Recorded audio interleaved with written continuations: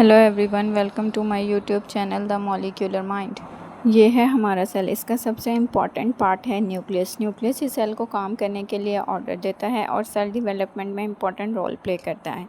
Nucleus के अंदर जाकर देखो तो इसमें क्रोमोसोम्स होते हैं। क्रोमोसोम ऐसे थ्रेड लाइक स्ट्रक्चर्स होते हैं जो हमारी बॉडी के हर सेल के अंदर 23 पेयर ऑफ क्रोमोसोम्स पाए जाते हैं।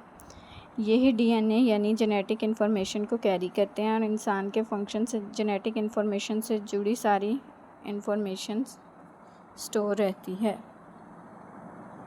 डू यू नो दैट आपकी बॉडी के हर सेल में एक कमांड सेंटर मौजूद होता है जो आपकी ज़िंदगी के तमाम राज को महफूज रखता है। यस, हम बात कर रहे हैं न्यूक्लियस की, जो ज़िंदगी के एक हैरत अंगेज़ दुनिया को अपने अंदर छुपाए हुए है। न्यूक्लियस जो सिर्फ कुछ माइक्रोमीटर्स का होता है, सेल के तमाम फंक्शंस को ऑर्गेनाइज करता है और डीएनए को प्रोटेक्ट करता है। तो न्यूक्लियस को अक्सर सेल का ब्रेन क्यों कहा जाता है और ये इतना इम्पोर्टेंट फंक्शन कैसे परफॉर्म करता है और ये तमाम लिविंग ऑर्गेनिजम्स की सर्वाइवल के लिए इतना ज़रूरी क्यों है। तो मेरे साथ शामिल हों जब हम न्यूक्लियस का डिस्क्रिप्ट दुनिया में गहरी तक जाएंगे। हम इसके स्ट्रक्चर, फंक्शंस और ज़िंदगी की कहानी में इसका शानदार रोल डिस्कवर करेंगे। बिलीव मी, इसके बाद आप इससे पहले जैसा नज़र नहीं देखेंगे। टू लेट्स स्टार्ट इंट्रोडक्शन। न्यूक्लियस एक लैटिन वर्ड है जिसका मतलब है सेंटर। ये सेल का सबसे प्रोमिनेंट और लार्जेस्ट ऑर्गेनेली है। इसका डायमीटर तकरीबन 10 to 22 माइक्रोमीटर्स तक का होता है और ये टोटल वॉल्यूम 10% पार्ट लेता है। न्यूक्लियस बॉडी के तकरीबन तमाम सेल्स में पाया जाता है सिवाय रेड ब्लड सेल्स के। न्यूक्लियस की बेस पर तमाम सेल्स को दो ग्रुप्स में डिवाइड करते हैं, यूकैरियोट्स एंड प्रोकैरियोट्स। यूकैरियोट्स वो सेल जिनमें न्यूक्लियस मौजूद होता है, इनको यूकैरियोट्स कहा जाता है। प्रोकैरियोट्स वो सेल जिनमें न्यूक्लियस मौजूद नहीं होता। आमतौर पर एक सेल में सिर्फ वन न्यूक्लियस होता है, उसको हम यूनिन्यूक्लिएटेड सेल कहते हैं। लेकिन कुछ खास सेल जैसे कि मसल सेल्स में मोर देन वन न्यूक्लियस पाया जाता है और ऐसे सेल्स को मल्टी न्यूक्लिएटेड सेल्स भी कहते हैं।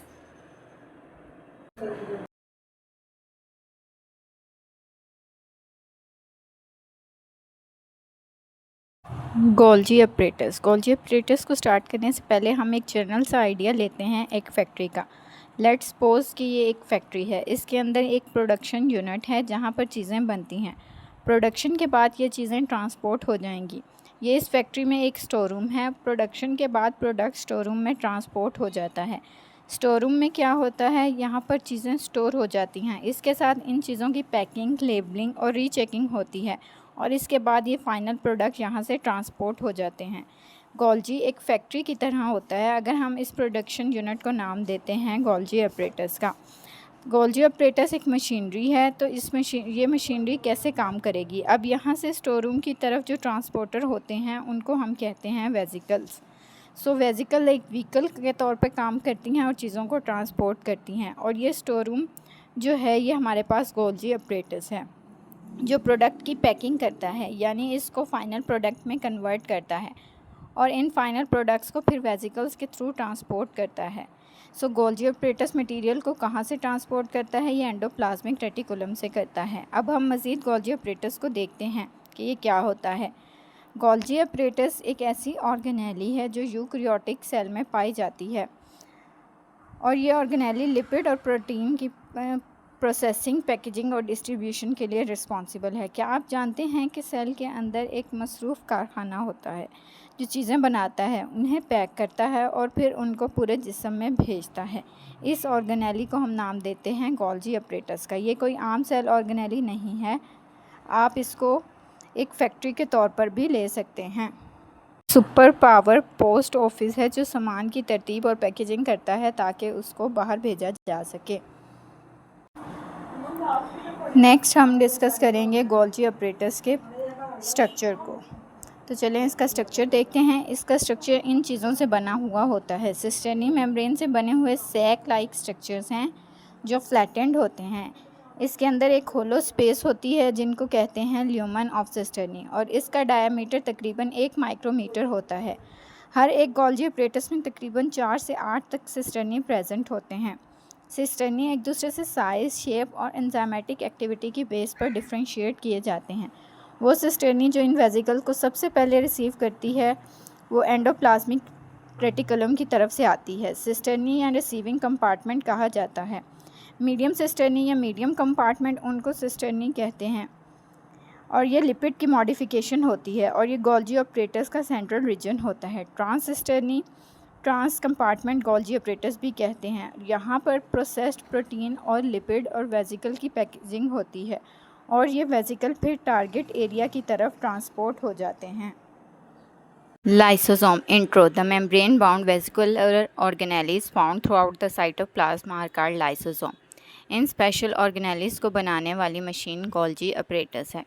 सबसे पहले रफ एंडोप्लाज्मिक रेटिकुलम में एंजाइमेटिक प्रोटीन की सिंथेसिस होती है। उसके बाद ये एंजाइम्स गोल्जी ऑपरेटर्स में ट्रांसपोर्ट हो जाते हैं।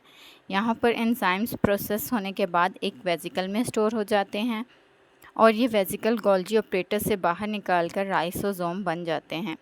ये ऑर्गेनेलिस वेस्ट प्रोडक्ट की डाइजेशन और रिसाइकलिंग के लिए रिस्पॉन्सिबल हैं। लाइसोसोम स्ट्रक्चर, इसका स्ट्रक्चर कुछ कंपोनेंट्स पर बेस करता है। Number 1 membrane. लाइसोसोम की मेम्ब्रेन लिपिड की 2 लेयर से बनी हुई होती है। इस मेम्ब्रेन में special type of protein embedded होते हैं। लाइसोसोम, जिनको हम लाइसोसोम एसोसिएटेड मेम्ब्रेन प्रोटीन कहते हैं, शॉर्ट लैम्प्स।